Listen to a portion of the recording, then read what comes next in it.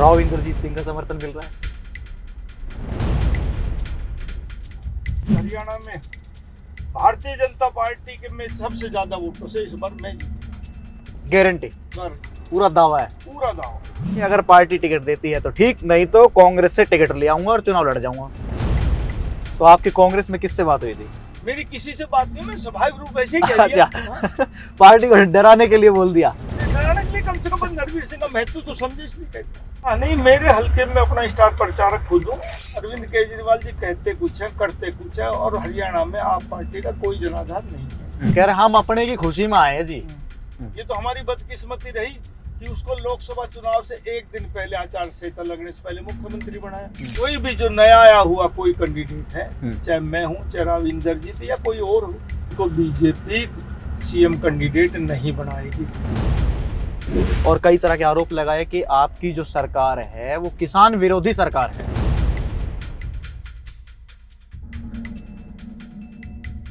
हरियाणा की 90 विधानसभा सीटों पर चुनावी मतदान होने वाला है। 5 अक्टूबर को राज्य में मतदान होगा और 8 अक्टूबर को चुनावी परिणामों की घोषणा की जाएगी। इस वक्त मेरे साथ हरियाणा के दिग्गज नेता, कद्दावर नेता राव नरवीर सिंह। राव नरवीर सिंह जी, आपका इंडिया टीवी में स्वागत है। शुक्रिया। कैसा चल रहा है चुनाव? अच्छा चल रहा है मेरा चुनाव। समर्थन मिल रहा है लोगों का? हाँ, लोगों का समर्थन, पूरा समर्थन। राव इंद्रजीत सिंह का समर्थन मिल रहा है? ना उतना, हमारी राजनीति थोड़ी सी आपस में वो रहती है, तो इसलिए नहीं मिल पा रहा। अच्छा, स्टार प्रचारक भी हरियाणा में बताया गया, योगी आदित्यनाथ, रवनीत सिंह बिट्टू, प्रधानमंत्री मोदी, लेकिन आपने कहा मैं खुद ही स्टार प्रचारक हूँ। हाँ नहीं, मेरे हल्के में अपना स्टार प्रचारक खुद हूँ। और मैं जब माननीय अमित शाह जी से मिला तो मैंने जी। उनसे रिक्वेस्ट की कि आप सब एक बार बादशाहपुर में एक जनसभा जरूर करना। मैं इसी भावना से लोगों के चेहरे से देख के बता सकता हूँ कि हरियाणा में भारतीय जनता पार्टी के में सबसे ज्यादा वोटों से इस बार मैं जीतूंगा। गारंटी, पूरा दावा है। पूरा दावा। आपकी रैली में मैं था अभी, तो मैं बाहर खड़ा था तो बहुत सारे लोग मिले थे। मैंने कहा आप किस समुदाय से हैं? तो उन्होंने कहा कि हम ब्राह्मण समुदाय से हैं। तो मैंने कहा आपके यहाँ के कैंडिडेट हैं वो कैसे हैं? मैंने कहा आप किस लिए यहाँ पर आए हैं? तो कह रहे हम अपने की खुशी में आए हैं जी। ये हरियाणा का जो व्यवहार है, मतलब कई जगह हम देते हैं कि कास्टिज्म के नाम पे वोट किया जाता है। पूरे भारत की अगर हम बात करें तो ये किसी से छुपने वाली चीजें नहीं है, लेकिन आपके हमने यहाँ पर देखा कि ब्राह्मण समुदाय से बहुत सारे लोग आए हुए थे। नहीं, हरियाणा में मैं मानता हूँ कि बिरादरी के तौर पर वोट पड़ती है जी, लेकिन हमारे परिवार को सभी बिरादरी के हमेशा से वोट देते हैं। और इस चुनाव में भी 36 बिरादरी के लोग भारतीय जनता पार्टी के टिकट के ऊपर नरवीर सिंह को पूरा समर्थन दे रहे हैं।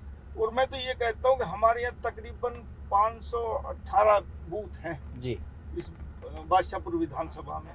5.25 लाख के आसपास वोट हैं। थोड़े बहुत बूथ ही छोड़ के मैं सब बूथों पे जीत के निकलूंगा। आप पूरे श्योर है, एक तरह से कॉन्फिडेंट है? लोग चुनाव लड़ रहा हूँ, 8वां चुनाव में लड़ रहा हूँ जी। और इतना तो राजनीतिक तजुर्बा भी हो गया कि लोगों के चेहरे से, लोगों के उत्साह से, लोगों की हाजिरी से मैं जान सकता हूँ कि कौन वोट दे रहा, कौन नहीं दे रहा, और अच्छे बहुमत से दे रहा। और जब मैंने आपसे पहले कहा कि हरियाणा में भारतीय जनता पार्टी के सभी प्रत्याशियों से नरवीर सिंह सबसे ज्यादा वोटों से जीतेगा। अच्छा, कांग्रेस भी मैदान में है, आपके सामने एक नया चेहरा है। हमारे यहाँ सभी पार्टियां हैं, कौन सी ऐसी देश की पार्टी जो नहीं है? और प्रजातंत्र में सब पार्टियां लड़नी भी चाहिए और उनका भी अधिकार है अपने अपने वोट मांगने का। मेरा भी अधिकार, मैं वोट मांग रहा हूँ, लोग मुझे वोट दे रहे हैं। आपकी मुख्य तो लड़ाई जो है वो कांग्रेस के साथ है। जो बड़ी पार्टी हम देखते हैं जैसे वर्धन सिंह यादव है, वो आपके सामने है, नया है, पहला चुनाव है मेरे ख्याल से उनका, वो पहली बार चुनाव लड़ रहे हैं। क्या कंपटीशन लगता है आपके सामने हमको? नहीं, अच्छा प्रत्याशी है और चुनाव लड़ रहा है। नतीजा बताएगा, जनता 5 तारीख को वोट डालेंगे और 8 तारीख को उसका नतीजा आएगा। ये तो जनता फैसला करती है। हम सभी प्रत्याशी अपने अपनी बात जनता के सामने रखते हैं। सब प्रत्याशी अपने आप को अच्छा महसूस करता है, अच्छा कहता है जनता के सामने, लेकिन जनता तो बिल्कुल तोल के फैसला करती है। जो जनता का फैसला वो सिर माथे पर, वो उसका नतीजा 8 तारीख को मिलेगा। आप प्रतिद्वंदी मानते हैं उनको? मैं किसी को प्रतिद्वंदी नहीं मानता। आम आदमी पार्टी? नहीं, कोई, मैं किसी को प्रतिद्वंदी मानता। देखिए वैसे राजनीति में वो हमारे चुनाव लड़ रहे हैं तो खिलाफ चुनाव लड़ रहे हैं, उनका अपना राजनीतिक दल है, मेरा अपना राजनीतिक दल है। वैसे मैं किसी से कंपटीशन नहीं समझता। लोग अच्छी वोट दे रहे हैं और मेरी जीत अच्छी होगी। नहीं, दिल्ली के जो बेटे हैं अरविंद केजरीवाल, वो हरियाणा में एंट्री कर चुके हैं। कह रहे कि जिस तरह से हमने पंजाब में सरकार बनाई और दिल्ली में सरकार बनाई, इस बार पूर्ण बहुमत से हरियाणा में भी सरकार बनाएंगे। वो तो गुजरात में भी गए थे और प्रदेशों में भी गए, और हरियाणा में पिछले दिनों भी उनने चुनाव लोकसभा का लड़ा। जितनी वोट आई उनका परसेंटेज देख लो कितना आया। अरविंद केजरीवाल जी कहते कुछ है, करते कुछ है, और हरियाणा में आप पार्टी का कोई जनाधार नहीं है। कांग्रेस पार्टी भी मैदान में है और लगातार दावे कर रही है कि जैसे अब आप भूपेंद्र सिंह हुड्डा की बात करिए, भूपेंद्र सिंह हुड्डा ने भी तरह तरह की यात्राएं निकाले, हिसाब मांगे, हिसाब देना होगा, और कई तरह के आरोप लगाए कि आपकी जो सरकार है वो किसान विरोधी सरकार है। कांग्रेस के शासनकाल में क्या हुआ, कितनी लाठियां चली, वो कांग्रेस वाले जानते हैं। एमएसपी पे कांग्रेस ने क्या किया। हिंदुस्तान में अकेला एक ऐसा प्रदेश हरियाणा है जो 24 फसलों को एमएसपी पे खरीद रहा है, पहला पूरे देश में नहीं खरीद रहा। ये किसान विरोधी हुई क्या? इससे ज्यादा हक किसानों की क्या हो सकती है? एक आम आदमी, और मैं कह सकता हूँ हिंदुस्तान में पहली बार शायद ऐसा एक मुख्यमंत्री मिला नायब सैनी के रूप में, जो आम कार्यकर्ता है, जुड़ा हुआ है लोगों से, इतना ईमानदार, इतना शरीफ, इतना हंसमुख और इतना मिलनसार मुख्यमंत्री है। ये तो हमारी बदकिस्मती रही कि उसको लोकसभा चुनाव से एक दिन पहले आचार संहिता लगने से पहले मुख्यमंत्री बनाया। उसके बाद उसको 54-55 दिन का टाइम मिला, फिर विधानसभा की आचार संहिता लगी। काम करने का नायब सिंह को मौका ही नहीं मिला। हरियाणा की किस्मत खुल जाएगी, दोबारा बीजेपी की सरकार बनती है तो एक बहुत अच्छा मुख्यमंत्री भारतीय जनता पार्टी ने इस प्रदेश को दिया है। लेकिन मुख्यमंत्री के दावे तो कई लोग कर रहे हैं, राव इंद्रजीत ने भी कर दिया और अनिल विज ने भी कर दिया, कई लोग दावा कर रहे हैं। स्वाभाविक हर आदमी अपने अपने इलाके में वोट मांगने के लिए प्रचार करते हैं। जब राष्ट्रीय नेतृत्व ने, माननीय अमित शाह जी ने चंडीगढ़ में और स्टेज पर हरियाणा के कई उसमें कह दिया कि भाई हमारा अगला कैंडिडेट मुख्यमंत्री का नायब सिंह सैनी होंगे, तो इसमें वो नहीं होनी चाहिए। राष्ट्रीय पार्टियां जब फैसला कर देती है उसमें अडिग रहती है।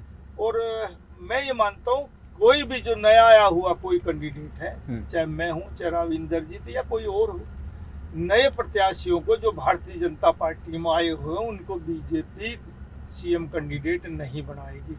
जो मूल कार्यकर्ता है उनका, उन्हीं को वो पार्टी कैंडिडेट बनाएगी और उसी को मुख्यमंत्री बनाएगी। आपके हिसाब से नायब सिंह सैनी ही मुख्यमंत्री बनेंगे अगर भारतीय जनता पार्टी की सरकार बनती है? जी, उसके अलावा कोई नहीं। राष्ट्रीय नेतृत्व ने जो फैसला कर दिया वो बदलना बहुत मुश्किल है। तो उसके बावजूद भी राव इंद्रजीत बयान देते हैं, अनिल विज भी बयान देते हैं, कह रहे अब आप देखिए कुलदीप बिश्नोई आए, चुनावों की तारीखों के ऐलान होने से पहले उन्होंने कह दिया मैं बीजेपी में होने के बावजूद मुख्यमंत्री की रेस में शामिल हूं। अनिल विज ने कहा कि मैं वरिष्ठता के आधार पर 6 विधानसभा चुनाव लड़ चुका हूं, सबसे वरिष्ठ विधायक हूं, मैं मुख्यमंत्री की दावेदारी ठोकूंगा। राव इंद्रजीत ने भी कह दिया। देखो, अनिल विज भारतीय जनता पार्टी के कार्यकर्ता है, संघ से भी जुड़े हुए हैं, और मैं ये मानता हूँ कि अनिल विज जो कह रहे हैं, लेकिन जब राष्ट्रीय नेतृत्व ने एक फैसला कर दिया तो इसमें अनिल विज की भी नहीं चलेगी। तो आने वाला जो चुनाव है, अब धीरे धीरे हम देख रहे हैं कि बीजेपी इस चुनाव में बहुत साइलेंट तरीके से आगे बढ़ रही है। स्टार्टिंग में आपने देखा होगा, देखिए हरियाणा चुनाव की जो अलख जगी थी, जो कहते हैं एक जोर जो आया था वो राव नरबीर सिंह की वजह से आया था। आपने एक बयान दे दिया था कि अगर पार्टी टिकट देती है तो ठीक, नहीं तो कांग्रेस से टिकट ले आऊंगा और चुनाव लड़ जाऊंगा। नहीं, वो स्वाभाविक वैसे ही गुस्सा था कि भारतीय जनता पार्टी नए नए प्रत्याशियों को पार्टी में शामिल कर रही है। मैं 2011 में बीजेपी में शामिल हुए थे। आप जो 2 दिन पहले शामिल हो रहे उनको भी टिकट की यहाँ पर नरवीर सिंह से संपर्क नहीं किया, इसलिए थोड़ा स्वाभाविक गुस्सा था। पार्टी ने मुझे बुलाया, राष्ट्रीय नेतृत्व तो मुझे टिकट दे दी, और ये टिकट वैसे नहीं दी, जनता की आवाज भी ये थी कि भाई नरवीर सिंह ही जीत सकता है बादशाहपुर विधानसभा से। मैं आपके सामने आज कह रहा हूँ, नतीजे 8 तारीख को आएंगे। मैं भारतीय जनता पार्टी के सभी प्रत्याशियों से ज्यादा वोट लेकर इस बार चुनाव जीतूंगा। तो आपके कांग्रेस में किससे बात हुई थी? मेरी किसी से बात नहीं, मैं स्वाभाविक रूप ऐसे ही कह दिया। पार्टी को डराने के लिए बोल दिया? नहीं, डराने के लिए कम से कम नरवीर सिंह का महत्व तो समझे, इसलिए कह दिया। अच्छा। तो अमित शाह जी से आप मिले कुछ दिनों बाद और अगले दिन टिकट हो गया था आपका? बिल्कुल, मेरा अमित शाह जी ने टिकट तो राष्ट्रीय। तो आपने वहाँ पर क्या विरोध जताया, अपना जो दुख था वो जाहिर किया? नहीं, मेरा 2019 में पार्टी ने टिकट काट दिया। मैंने उसका भी कहा कि जी मेरे को कारण तो बताया जाए कि भाई मेरी टिकट क्यों काटी। ठीक है, क्या मेरे पे करप्शन के आरोप है या कोई और आरोप है? कम से कम मुझे ये पता तो लगा मेरी ये गलती थी। तो वो बस हमारे संगठन की गलती थी, मुख्यमंत्री और प्रभारी वगैरह के आपस में दिक्कत थी। तो मैं और विपुल गोयल एक दोनों पार्टियों के एक शिकार हो गए और दोनों की टिकट कटी, और अब नेतृत्व ने दोनों को हमें टिकट दिया। आप मनोहर लाल खट्टर के समय की बात कर रहे हैं? मैं मनोहर लाल खट्टर जी 2014 से 19 मुख्यमंत्री रहे, और मेरी उनसे अच्छी निभी। जिस दिन चुनाव शुरू हुआ उस दिन हरियाणा का आम नागरिक ये कहता कि बीजेपी की हालत खराब है। जी। मैं भी दिल से सोचता था खराब है। एक रावण का नाम सुना है आपने? चंद्रशेखर हाँ, रावण। जी। कैसे देखते हैं? हमारे हरियाणा में कोई प्रभाव नहीं। अब कुमारी शैलजा अगर भारतीय जनता पार्टी ज्वाइन करती है तो ऐसा तो नहीं कि उनको मंत्रालय नहीं मिलेगा, हो सकता है वो डिप्टी सीएम भी बन सके।